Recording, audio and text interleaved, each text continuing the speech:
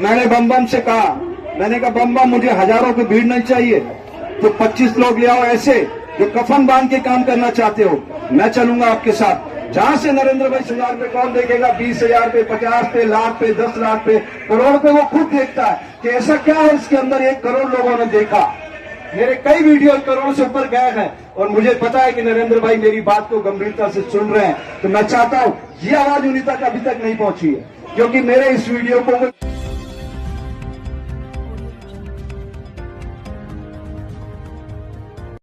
जो मैं आपको बोलूं वो आप पूरा समझ सको मैं क्या कह रहा हूं। हाथ नीचे रख लीजिए, कमर सीधी कर लीजिए। ओम ओम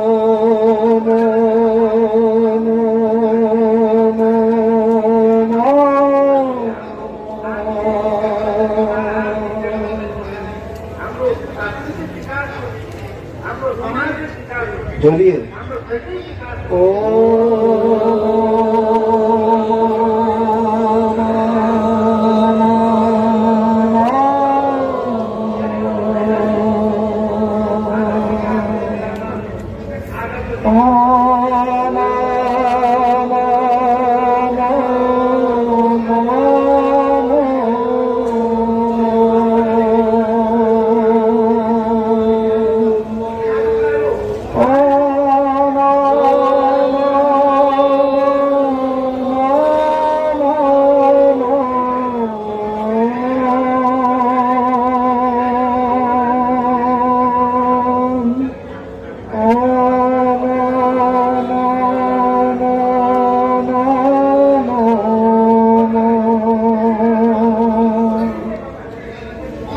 धर्म की अधर्म का प्राणियों में विश्व का।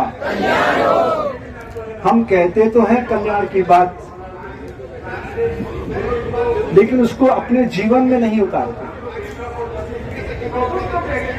इसलिए संत महात्माओं को जेलों में नियुक्त किया जा रहा है।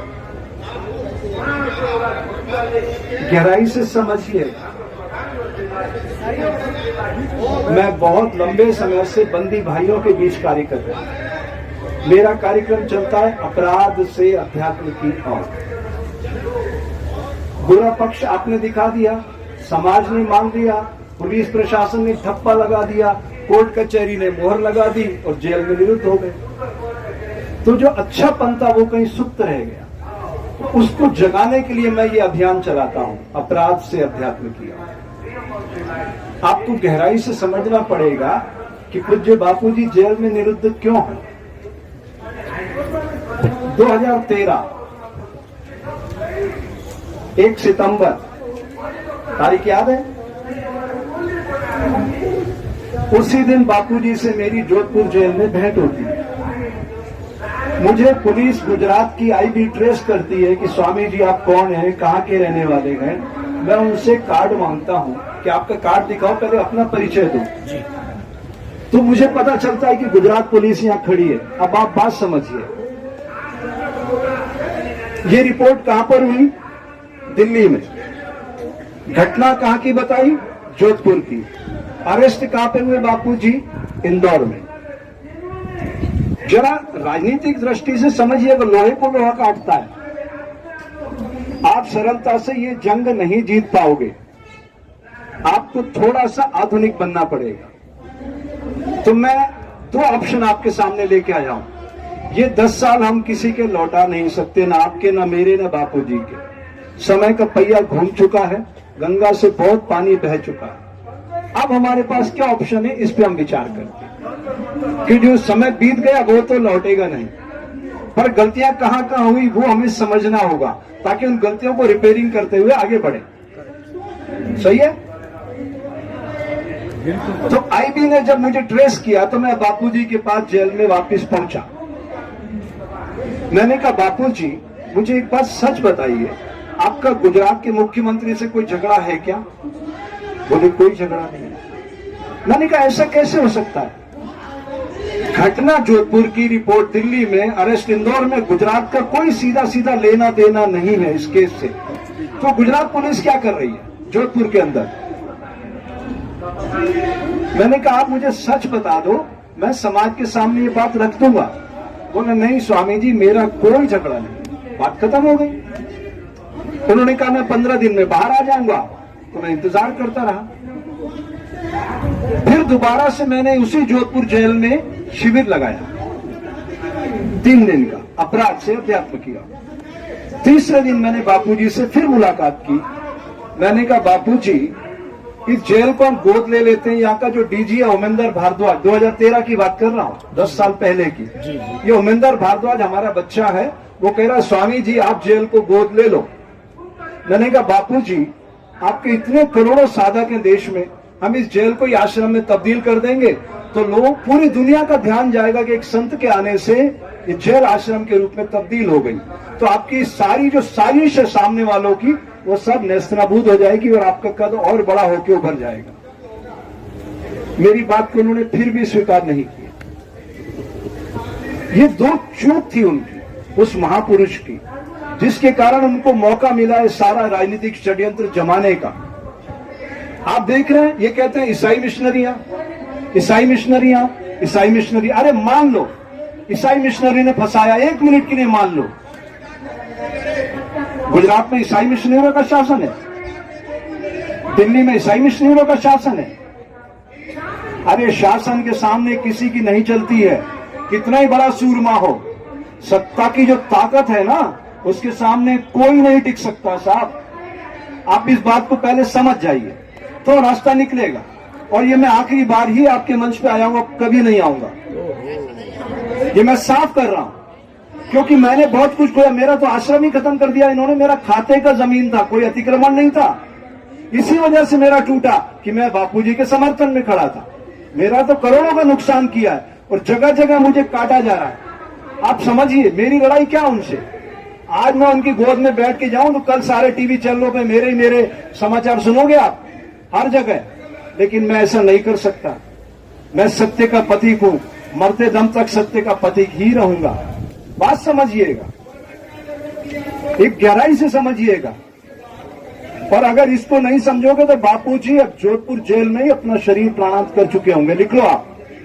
अगर आप चाहते हैं बाहर लाना तो नई सोच आपको पैदा करना पड़ेगी। वो 2 सोच मैं आपके सामने में साफ साफ कहना चाहता हूँ। बापूजी को प्राण त्यागने नहीं देंगे। तो फिर आपको अपनी सोच को हाईटेक बनाना पड़ेगा, नए युग के हिसाब से चलना पड़ेगा। वो सोच क्या है, ध्यान से सुन। अब हम उस आश्रम को, मतलब जोधपुर जेल को गोद भी नहीं ले सकते। समय का पहिया बहुत आगे निकल चुका है, वो समय गया। अब दूसरा ऑप्शन क्या है, वो भी ध्यान से सुन। हमें रास्ता निकालना है, और ये जो रास्ता युग, आज के युग का रास्ता है ना, आइए भाई स्वागत। ये संघर्ष के युग का रास्ता है, और संघर्ष आज के युग का आपका वोट है। सबसे बड़ी शक्ति भारतीय संविधान की आपके वोट में छुपी हुई है। तो वोट के शस्त्र से ही आप इस सिस्टम में अपने बापूजी को बाहर ला सकते हैं, और कोई तीसरा विकल्प नहीं है। अब पहली ताकत, ये वकील साहब आए हैं, ठीक है। मैंने कहा था कि आप लोग इन चारों में से पूज्य बापूजी, साईं जी, भारती बहन या लक्ष्मी मैया, किसी की साइन ले आओ। हम नए तरीके से सुप्रीम कोर्ट में आवेदन करते हैं, और ये सारी चीजें डॉक्यूमेंट के साथ प्रूफ करके दे देंगे कि कैसा गहरा षड्यंत्र चल रहा है। ये तो रिकॉर्डेड है। मैंने आरटीआई में मांगा, मैक्सिमम आश्रम उन्होंने बोगस बता दिए। सिद्ध कर दिया है कि बापूजी के जितने आश्रम हैं सब बोगस तरीके से अतिक्रमण करके बनाए गए। ये रिकॉर्ड पे मेरे पास सारी सूचनाएं हैं। और ये वकील साहब बैठे ये जानते हैं कि आपके इस जिंदाबाद मुर्दाबाद से कुछ नहीं होने वाला। ऑप्शन 2 है। पहला ऑप्शन, क्या कोर्ट के जरिए आपको चैलेंज करके उनकी जमानत करवा सकते हो? ये सबसे सरल माध्यम है, क्योंकि इतना डॉक्यूमेंट अब तैयार हो चुके हैं कि नए तरीके से ये लगेगा आवेदन, तो जमानत की संभावना बढ़ जाएगी। दूसरा, राजनीति के शस्त्र को राजनीति से ही काटा जा सकता है। मैं किसी राजनीतिक दल का प्रचारक नहीं हूं, ये बता देता हूं। किसी जमाने में मैं आरएसएस से जुड़ा हुआ था, लेकिन वहां से भी मैं ट्वीट कर गया। अब मैं एक साधु का रूप, मेरा धर्म है सत्य का प्रतीकों को सही सूचना देना। मैं नहीं कहता आप किसी पार्टी को हराओ, किसी को जिताओ, लेकिन अगर आपने, जहां से नरेंद्र भाई चुनाव लड़ते हैं, अगर वहां पे उनको पिछले चुनाव में जब उनका सितारा आसमान की बुलंदी छू रहा था, पता है आपको कितने वोट मिले? 7 लाख। 7 लाख वोट। अगर 2 लाख वोट आप तोड़ने की क्षमता रखते हैं तो नरेंद्र भाई हार सकता है अपने संसदीय क्षेत्र में। और अगर वो हारा, मैं गारंटी करता हूं दूसरे दिन बापूजी बाहर आ जाएंगे। किसी तीसरे ने नहीं फंसाया। ईसाई मिशनरियों की औकात नहीं है कि बापूजी पे हाथ डाल देती। मैं आपको प्रमाण देता हूं। आप कहते ईसाई मिशनरी ने फंसाया। ओम बिरला कौन है इस समय? कौन है ओम बिरला? लोकसभा स्पीकर, उसकी घरवाली डॉक्टर अमिता बिरला, जानते हैं आप लोग? नाम सुने ना? वो बापूजी की शिष्य है कोटा से। मैं कोटा में 15 साल काम कर चुका हूं। मैंने ओम बिरला से कहा, मैंने कहा ओम, अब तेरी आत्मा क्या कहती है? तेरी घरवाली इनकी शिष्य, उसको बाहर निकालना है कि नहीं बापू को? बोले स्वामी जी अब बहुत मुश्किल है। ये ओम बिरला के वर्ड है, लोकसभा स्पीकर, अब बहुत मुश्किल है। समझ रहे हैं आप बात? वो किसके दम पे ऐसा बोल रहा है बहुत मुश्किल है? कोटा के लोगों से पता है क्या बोलता है वो? जो भी साधक आपके उनके पास जाते हैं, अरे हम कोशिश कर रहे हैं। मैंने कहा एक काम करो, आप लोगों से मैं कहता हूं, चैलेंज करके कहता हूं, आप अमित शाह के साथ मेरी मीटिंग करा दो 1 to 1 5 आदमियों के साथ। अमित शाह क्या बोलता है सुन लेना। बोलेंगे इस विषय पे बात मत करो, हम नहीं सुनना चाहते ना, आपके वोट चाहिए हमें। अब इसके बाद भी अगर आपको कोई पर्दा है आपके दिमाग में तो मैं आपके इस पर्दे को नहीं खोल सकता। ये तालियां बजाने की बात है, यही तो प्रॉब्लम है। हम दुख की बात करते हैं, आप तालियां पीटते हो। अरे गहराई से समझो, तभी मैंने आपको ध्यान की एक विधि बताई कि इससे आपका मस्तिष्क खाली हो जाएगा और आप ध्यान से सुनोगे। राजनीति को राजनीति के शस्त्र से ही काटा जा सकता है और राजनीति की सबसे बड़ी ताकत है वोट। मैं कहता हूं बीजेपी को प्रचंड बहुमत से जिताओ, अगर आपको जिताना है आप उसके पक्षधरों जिताओ। मैं नहीं कह रहा उसको वोट मत दो, लेकिन एक सीट छोड़ दो पूरे भारत में। नरेंद्र मोदी जहां से चुनाव लड़ता है उसको हराओ। ये लोकतंत्र की ताकत आप दिखाओ उसको। और मैं आपसे कह रहा हूं 2019 में जब उसका सितारा आसमान की बुलंदी पर था 37% वोट मिले उसको, सिर्फ 37%। 63% लोगों ने वोट उसके खिलाफ किया है, बटा हुआ वोट है। इसलिए वो लोग इतनी ताकत में, अपने अभिमान में, अहंकार में बोल रहे हैं। उनके इस अहंकार का मर्दन करने का लोकतांत्रिक हथियार है आपका वोट। क्या आप वोट का सदुपयोग करने के लिए तैयार हैं? मैंने बम बम से कहा, मैंने कहा बम बम मुझे हजारों की भीड़ नहीं चाहिए, तो 25 लोग ले आओ ऐसे जो कफन बांध के काम करना चाहते हो। मैं चलूंगा आपके साथ जहां से नरेंद्र भाई चुनाव लड़ेंगे। अरे डिजिटल तकनीक का युग है और मैंने इनसे कहा किसी मेन स्ट्रीम मीडिया को मत बुलाओ, यही तुम्हें बर्बाद कर रही है। क्योंकि वो पिंजरे के पालतू तोते हैं, वो आपकी बात नहीं पहुंचाएंगे, वो उस तरीके से पहुंचाएंगे कि आपका अर्थ का अनर्थ हो जाएगा। सिद्ध कर दिया उन्होंने। ये वकील साहब बैठे, इनसे पूछो रोजनामचा कितने घंटे पीछे चलता है? 48 घंटे। 12 साल पुराने केस में उनको सजा हो गई। अरे स्पर्म 48 घंटे में औरत के शरीर में मर जाते हैं। बलात्कार के केस की पुष्टि कर दी। पुष्टि कौन करता है? आप और हम करते हैं, डॉक्टर करता है। 12 साल पुराने केस में उसका बलात्कार पर सजा लग गई गुजरात के अंदर। सोचने की बात है। 48 घंटे में बॉडी से स्पर्म खत्म हो जाता है। आप किसी डॉक्टर से पूछ के देखो। ये सारा गहरा षड्यंत्र है। और ये षड्यंत्र क्यों है ये भी जान लो। आपको सच को स्वीकार करना पड़ेगा। सच ये है, एक बड़माल गांव है, गुजरात महाराणा की बापूजी, ये ग्राम रक्षक समिति आई है शिकायत करने, आप यहां से कब्जा हटा लो, मैं जमीन और दे दूंगा। तब बापूजी ने कहा तू साला कल का लौंडा मुझे ज्ञान देगा, आश्रम मुझे कहां रखना है कहां हटाना है, फूंक मारूंगा और उड़ जाएगा। यहां से वो पहली गलती थी, यहीं से इनकी जंग शुरू हुई। वो नरेंद्र मोदी चरणों में बैठता था बापूजी के, आप सबको याद होगा। प्रधानमंत्री अटल जी उनके चरणों में बैठते थे। सारे बीजेपी के लोग बापूजी के चरणों में बैठते थे। वो कौन आदमी था जो सबको रोक रहा था? इस जो रक्षा मंत्री अभी क्या नाम है इसका, राजनाथ सिंह ने ओम बिरला को फोन लगाया। 4 बसें भर के उसकी पत्नी जोधपुर ले जा रही थी, वो गाड़ी उसी समय रोकी गई 2013 में। ये सारी घटना मेरी आंखों के सामने की है, इसलिए मेरी पीड़ा है। और मैं जो मेरे अंदर है वही सब बोलता हूं, बाहर कुछ नहीं रखता। मेरी आप सबसे प्रार्थना है ये जंग सावधानी से लड़ो, अगर जीतना चाहते हो तो। ये गुजरात में फिर फंसा देंगे, अभी जोधपुर से निकल भी जाएंगे तो गुजरात चले जाएंगे, कौन छोड़ेगा इनको। बलात्कार में सजा लगी हुई है लाइफ टाइम, अब 2-2 सजा लग गई ना एक साथ, सोचिए आप इसका रास्ता क्या है। तो लोहे को लोहे से काटो। कितने लोग हैं जो इस जंग को लड़ना चाहते हैं? सारे लोग लड़ोगे। मेरी आवाज को हर जगह रोका गया, जितनी भी धर्म संसद हुई सब में पहुंचा मैं, मेरी आवाज को रोका गया। सबने कहा अब तो स्वामी जी ये सब नहीं बोलना है। मैं कब तक रोकूं मेरी आवाज को? हम मर के साधु बने हैं, हम किसी से डरते नहीं है। जो हमारे हृदय में है वही हमारे होठों पर है, जो हमारे होठों पर है वही हमारे दिमाग में। हमारा मन कर्म वचन एक है, तीनों में कोई भेद नहीं है। ये सारे वीडियो मेरे YouTube पर अवेलेबल हैं, आप सुन सकते हैं। मैं फिर से आपसे प्रार्थना करता हूं, भारतीय संविधान 2 लोग चला रहे हैं, सिर्फ 2 लोग, पटवारी और थाना प्रभारी।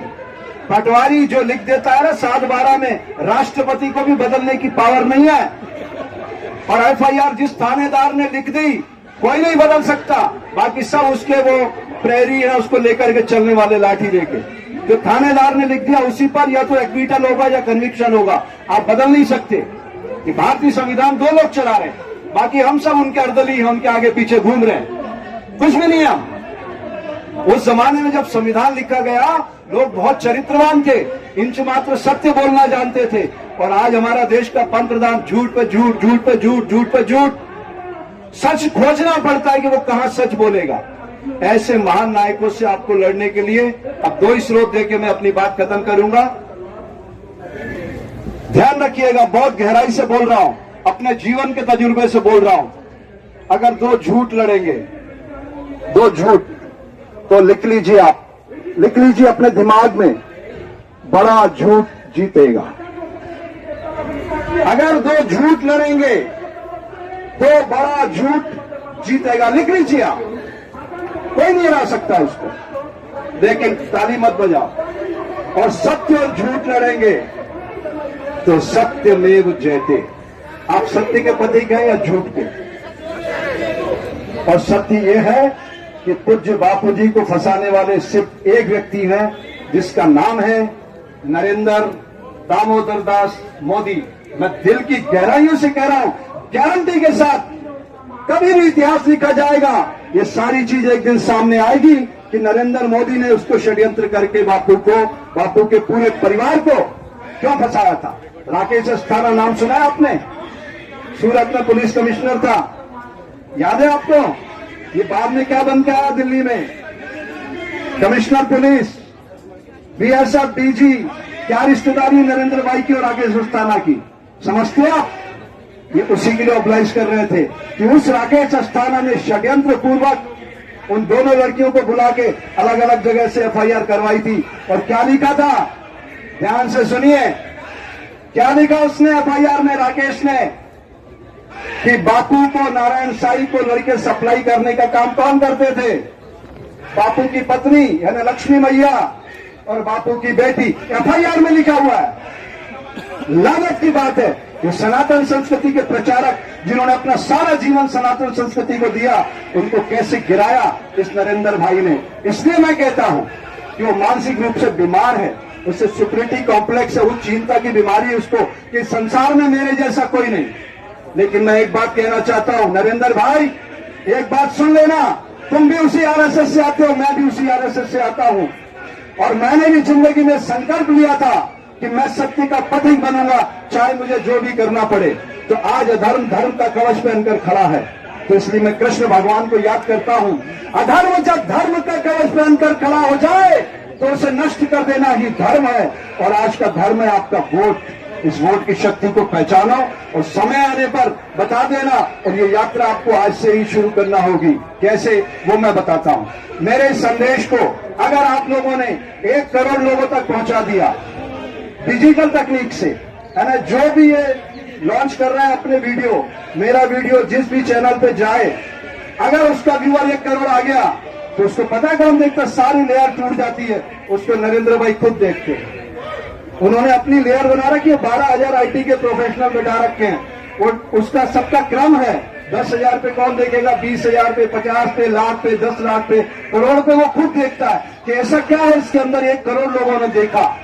मेरे कई वीडियो करोड़ से ऊपर गए हैं और मुझे पता है कि नरेंद्र भाई मेरी बात को गंभीरता से सुन रहे हैं। तो मैं चाहता हूं ये आवाज उन्हीं तक अभी तक नहीं पहुंची है, क्योंकि मेरे इस वीडियो को कोई बहुत ज्यादा व्यूअर नहीं मिलता है बापू के।